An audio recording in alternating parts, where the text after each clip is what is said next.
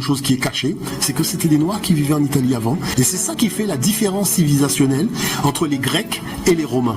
C'était pas le même apport en termes de souche. Maintenant, il y a une chose que je voudrais souligner, c'est que vous comprenez que cette notion d'écriture va donner lieu au premier texte sacré, ce qu'on appelle, la Bible aujourd'hui. Mais la Bible, c'est un mot qui va être inventé au 5e siècle. C'est-à-dire, en moins 500, les Grecs vont arriver en Afrique, vont voir nos textes sacrés écrits sur papyrus, et ils vont appeler ça Biblus.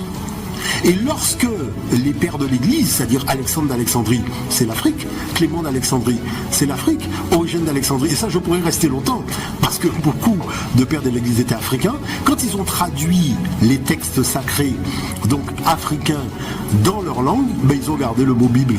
Mais nous on disait Medou Netcher. Medou Netcher, ça veut dire Medou, les paroles Netcher, Dieu, donc les paroles de Dieu.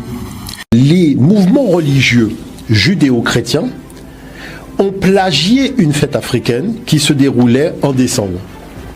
Et ce plagiat, il est quand même éhonté parce qu'on ne peut pas combattre ce qu'on appelle le monde païen et récupérer en même temps ce qui était de l'ordre du monde païen. Maintenant, qu'est-ce qu'on appelle le monde païen?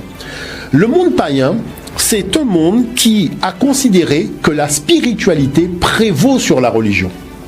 Ça veut dire que le créateur, c'est par ses créations, c'est-à-dire la nature et la biodiversité et l'univers, qu'il a légué à l'humain un message et que c'est à travers ses œuvres que l'humain est capable de comprendre et de saisir les valeurs de son créateur.